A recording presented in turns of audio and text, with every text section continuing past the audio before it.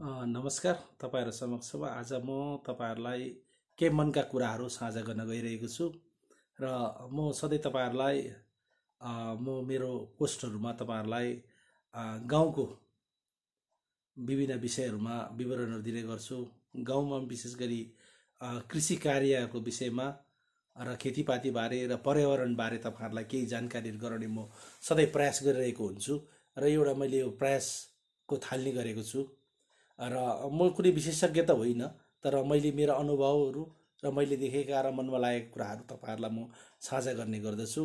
र यसरी अहिलेको वर्तमान अवस्था भनेको गाउँका मानिसहरू शहरमुखी भएका छन्। गाउँका युवाहरू हामी गाउँको एउटा सर्वेक्षण गर्दाखेरि हामीलाई थाहा लाग्छ गाउँका जति पनि युवाहरू छन् उनीहरू शहरतिर आकृष्ट भएका छन्।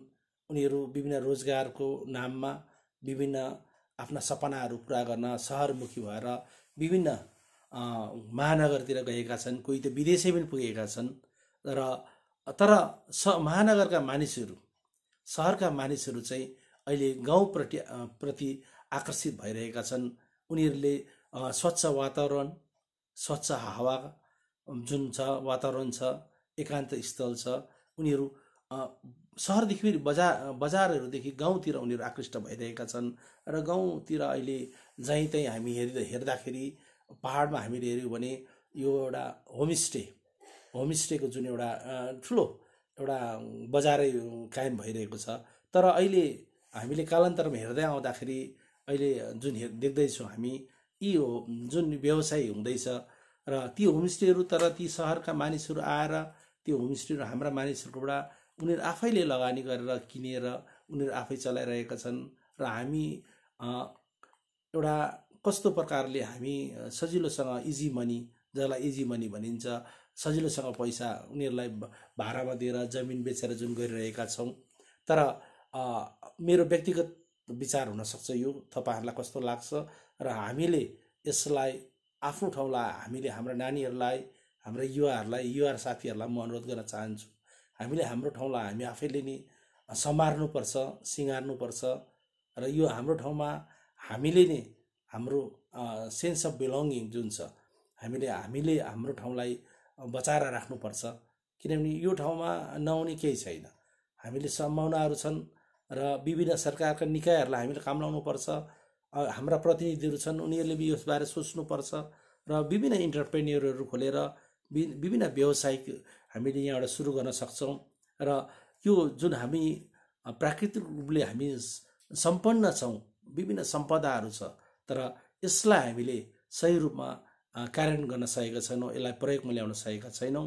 र पहाडको जुन हामी यो प्राकृतिक रूपले हामी एउटा सम्पन्न, यहाँनिर विभिन्न वनस्पतिहरू छन्, औषधीय वनस्पतिहरू छन् र हामीले एक एकवटा क्षेत्रमा एक एकवटा हामीले व्यावसायिक जुन प्रकारले हामीले काम गर्यौँ भने हामीले पौधाहरू लगायौँ भने, बोट बिरुवा लायौँ भने, कसैले औषधि गुणयुक्त बोट बिरुवाहरू लायौँ भने ठुल्ठुलो हामीले भारतको अन्य राज्यतिर गएर हेऱ्यौँ भने कृषकहरू हामीभन्दा धेरै सम्पन्नहरू कृषकहरू छन् र उनीहरूले कसरी काम गरिरहेका छन् त्यसलाई हेरेर पनि हामीले सिक्नुपर्ने अवस्था अहिले आएको छ।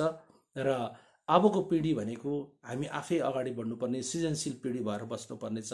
र भोलि गएर देशका कुनै कुनामा पुगे पनि, देश छोडेर विदेश गए पनि भोलि फर्केर उहीँ उनीहरूले यस्तो खालको व्यवसाय गर्न नसक्लान्, उहीँ गएर उनीहरू स्थायी रूपमा बस्न नसक्लान्, फर्केर भोलि आउनुपर्छ।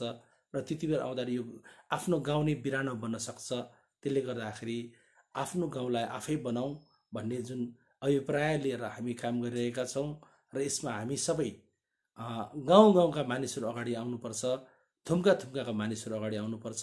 हामी यसरी आयौँ भने यो हाम्रो ठाउँ, यो हामीले बनाउन सक्छौँ र यो ठाउँलाई हामीले मलिलो बनाउनुपर्छ। यहाँ विभिन्न व्यवसायहरू, यहाँ व्यवसाय नहुने चिज कुनै छैन। तर हामीले त्यसलाई अध्ययन गरेर सही प्रकारले हामीले काम गर्नुपर्छ। र अहिले आधुनिक पद्धतिहरू जुन आएको छ, मोडर्न टेक्नोलोजीहरू आएको छ, त्यो मोडर्न टेक्नोलोजीलाई पनि हामीले प्रयोगमा ल्याएर केवल हामीले ट्रेडिसनल रूपमा मात्रै होइन, परम्परागत रूपमा मात्रै होइन, भारत सरकारको, राज्य सरकारको विभिन्न निकायहरू छन्। ती निकायहरूलाई हामीले समाविष्ट गरेर हामीले काम गऱ्यौँ भने साँच्चै नै हाम्रो पहाड साँच्चै नै एउटा सुन्दर मात्र नभएर यो एउटा सम्पन्न पहाड पनि बन्न सक्छ। र यसको लागि तपाईँहरू पनि अगाडि आउनुपर्छ है। र यो मेरो विचार कस्तो लाग्यो तपाईँहरूले पनि कमेन्टमा गर्नुहोस्। केवल कमेन्टको मात्रै यहाँनिर म आशा राख्दिनँ, तपाईँहरू पनि अगाडि आउनुपर्छ र हामी सबै एक भएर हामी यो पहाडलाई, सुन्दर पहाडलाई सम्पन्न पहाड बनाउने अभियानमा हामी लाग्नुपर्छ। हवस् त, धन्यवाद।